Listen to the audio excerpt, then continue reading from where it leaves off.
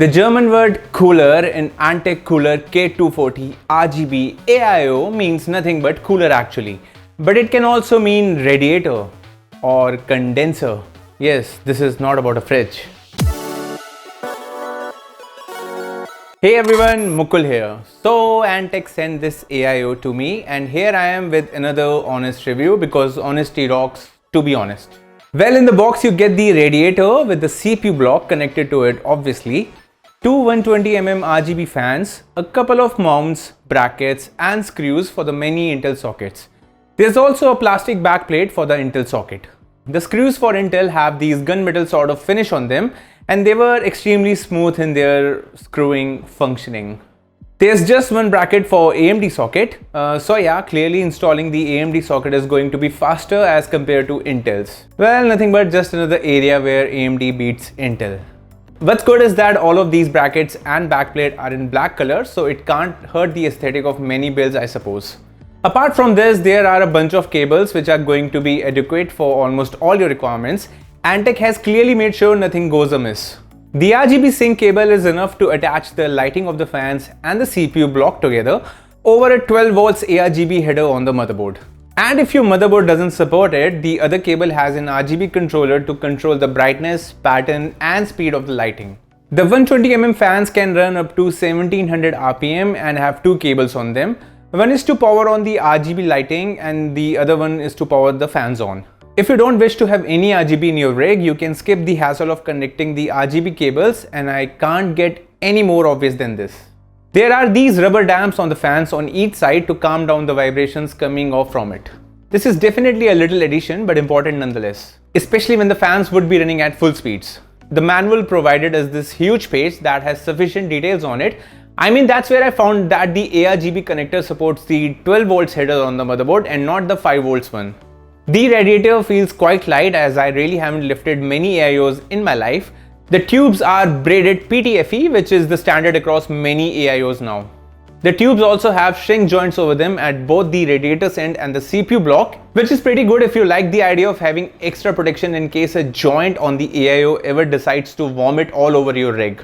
What's quite unique with the design of this AIO is that the pump is on its radiator and not on the CPU block, which of course adds some extra length to the radiator. And it makes it almost 11 inches long, the radiator. But it didn't cause any issue while being installed in my Cooler Master MB520 case. And it does come with a notice which could be quite a load for someone like me who does his best to defer himself from taking extra care of his system. And yeah, you'd be surprised to know how many more people there are like me. The pump on the radiator powers on with a SATA cable which is 14 inches in length. So yes, you can't play with the pump speed of this AIO. The cold plate measures around 6 cm and comes with a patch of thermal paste over it. The height of the CPU block is about 3.3 cm and the length of the tubes on the radiator is almost 14 inches. Installing the AIO was pretty straightforward for me as this was going on an AMD chip. I decided to go with the most common and typical airflow for the case, which was intake from the front fans and exhaust from the single rear fans and from these radiator fans on the top of the case. I kinda sorta like the look of this orientation of the tubing, so I decided to go with it. So the first step was to install the two fans on the radiator. Just use the long screws with their washers for putting them on the radiator. Also keep in mind that you install the fans in a way that their wire goes towards the back of the case so that you can sort them out easily later when you plug them in. Also, I made sure not to tighten them a lot as the pressure on the rubber dams assured me how tight they get as I screwed the screws in. Right after mounting the fans on the radiator, I screwed the radiator on top of the case, which was pretty easy. And right after that, I affixed the AMD bracket on top of the CPU block and put the CPU block over the CPU. As the CPU block already has a thermal paste applied to it, I didn't go for anything else as I'm pretty sure a lot of people don't even bother to do that unless they see some crazy spikes in temperatures later when they turn on their system or when they test their system. The AMD mount snapped to the brackets quite easily and without much force actually, so it made me a little skeptical at first. But as I tried to shake the block, it didn't have much play over it, so that assured me that it has fit just fine. Then at the back side of the case, I attached the A-RGB sync cable to the cables which said RGB, which were coming from the fans, and from the CPU block, which for some reason missed the RGB label over it. I mean, it can get a bit confusing when you see RGB labels over the other wires and just don't see them on the CPU block. Then the A-RGB connector will go into the 12 volts A-RGB header on the motherboard. As simple as that. Then the other two connectors will use the other extension cable, which will go into the CPU fan 4-pin header to power on the fans on the radiator. Make sure you plug it into the CPU fan header, otherwise the BIOS will return an error as it will wonder where the frick the CPU fans are. And of course then you need to connect the SATA power connector to the other SATA header which comes through your power supply. Well, because of these several extension cables which Antec provided, it was pretty easy to manage all the varied lengths of these cables coming out from the radiator, the fans and the CPU block. I mean, I have no idea what would have I done without them. The overall look of the AIO with its RGB lit elements looked pretty good in my opinion, as most of the elements are black and most of the builds these days are black. The overall aesthetic of the AIO with its RGB lit elements was quite pleasing. The lighting on the fans is quite bright too, and everything just synced with the Open RGB software later on when I tried to sync them together after some workaround. And now for some performance tests. Here are my system specs and I performed them in a closed case. The first test was at stock settings, and as compared to my primary cooler, which is the Noctua U14S, which is an air cooler, the performance was pretty similar to it by the Antec K240. The difference in temperatures was in decimals at both idle and full load by all the 12 cores on the Ryzen 3900X. And no, I'm not flaunting all the cores on my CPU. Or maybe I am. And when I overclocked to 1.4 GHz all-core performance, the results were again similar by both of these CPU coolers. I mean, almost similar.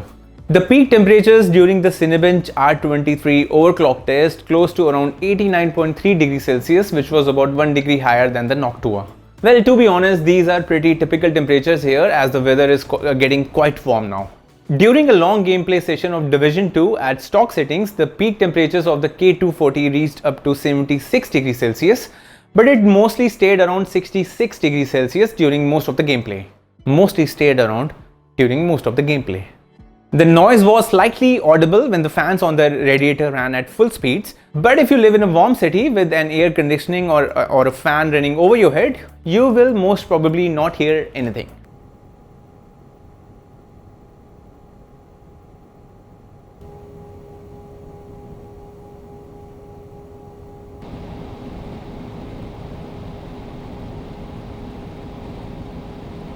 Well, the Antec Kuhler K240 right now costs less than 6,000 rupees sometimes here in India and about $70 US in the US. I'm not entirely sure of the US market, but this is definitely the cheapest AIO one can get here in India. And it actually held pretty well in all of my tests and the performance was good enough for the price. You obviously don't get a fancier looking CPU block or a pump that can be controlled by your motherboard, but I think these are fine sacrifices if you want the cheapest AIO in the market. And as it comes with 3 years of warranty, it kind of reassures me about the reliability of the AIO for at least 3 years, I suppose. I mean, to be honest, I was not able to find much written reviews of this AIO over the web, so I'm not sure how the long-term reliability of this specific AIO is, but like all the other AIOs, this also needs some sort of maintenance, regular maintenance or regular cleaning of the radiator or flushing out the water from the pump and other sort of stuff, the kind of stuff which I don't like, so I am sticking to my air cooler for a long time now. But apart from my utilitarian thoughts, because I just want my machine to be totally maintenance free as much as possible, if you need an AIO which looks pretty decent and performs good, then you can definitely go for something like this. Especially if you're running, let's say, a 3700X Ryzen or a 10700K Intel or something similar on these lines, then I don't think this cooler will be a bad choice. So if you like my efforts on the video, then do leave a like and sub with the bell, or even better, you can buy me a coffee or chai or tea so I can put in more efforts into such honest content for you here. You can also hop onto a Discord server for more chit chats on similar topics. So stay safe humans, that's all for today. Mewbot out. Yeah, the cap is gone, it's getting hot now. And also I got a haircut.